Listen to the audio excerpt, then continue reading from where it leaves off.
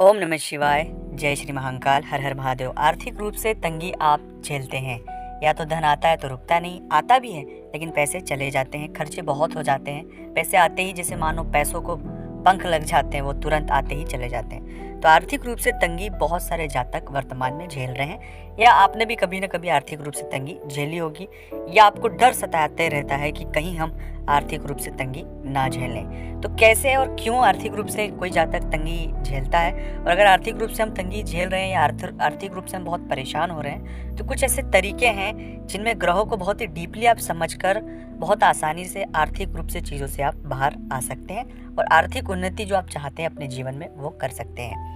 अगर अभी तक आपने चैनल को सब्सक्राइब नहीं किया है, चैनल से नहीं जुड़े हैं, प्लीज़ आप चैनल को सब्सक्राइब करके जुड़े। कमेंट्स में भोलेनाथ का कोई एक नाम लिखें। अगर आप चाहते हैं अपनी कुंडली का विश्लेषण हमसे करवाना, स्क्रीन पर हमारे नंबर चल रहे हैं, आप व्हाट्सएप पर अपॉइंटमेंट लेकर हमसे बात कर सकते हैं। उसका फीस शुल्क लागू है दोस्तों। जन्म तारीख, जन्म समय, जन्म स्थान पता होना अनिवार्य है। सबसे पहले ग्रहों का राजा सूर्य होता है, और सूर्य का प्रभाव हर एक जातक की कुंडली में अर्थ से प्रभावित होता है। अब सूर्य का जो स्वभाव है, हमें उस पर बहुत हद तक चीज़ों को अपने लाइफ में अपनाना चाहिए। अनुशासन, सत्यता, और सबसे महत्वपूर्ण चीज़ होती है चीज़ों को ऑब्जर्वेशन। ये तीनों चीज़ें सूर्य का मूल गुण है। सूर्य के विभिन्न गुण हैं, लेकिन ज्योतिष के अकॉर्डिंग ये तीन जो गुण हैं सूर्य के नैसर्गिक गुण हैं।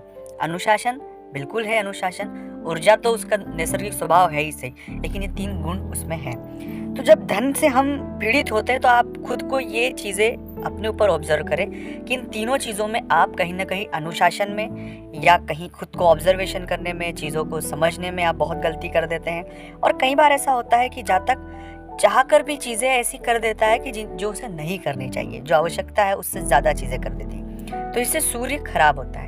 सूर्य चाहे आपकी कुंडली में कितने भी अच्छी जगह पर विराजमान हो, और ये गलतियाँ अगर आप करते हैं तो कुछ भी हो जाए, आर्थिक रूप से आप संपन्न कभी नहीं होंगे। आपके घर में दरिद्रता का वास होगा, आपके यहाँ अशांति का वास होगा, और आप हमेशा पीड़ाओं में रहेंगे। अब सूर्य के लिए जो अनुशासन वो आपको करना होगा। धन में अनुशासन का होना बहुत ज़्यादा ज़रूरी है। कब क्या करना है, कैसे करना है, पैसे बचाना है, ये जो चीज़ें हैं सब अनुशासन के अंदर आती है। तो धन का अनुशासन, इसे आपको अपनाना पड़ेगा। दूसरा महत्वपूर्ण है, आपको ऑब्जर्वेशन करना पड़ेगा कि ये चीज़ की हमें ज़रूरत है या नहीं है। जब आप ये ऑब्जर्वेशन करेंगे तो चीज़ों में बेहतर कर पाएंगे, और अनुशासन में एक महत्वपूर्ण बचत भी आती है।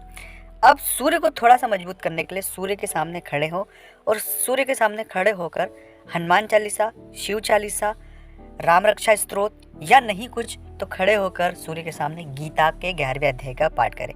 इससे सूर्य मजबूत होगा, और वो आकर्षण, वो वाइब्रेशन जो ये तीनों सूर्य के, वो हम स्वाभाविक रूप से करना शुरू करेंगे, और धीरे धीरे अर्थ संबंधित परेशानियों से हम बाहर आ जाएंगे। हाँ, कर्म तो हमें करना होगा।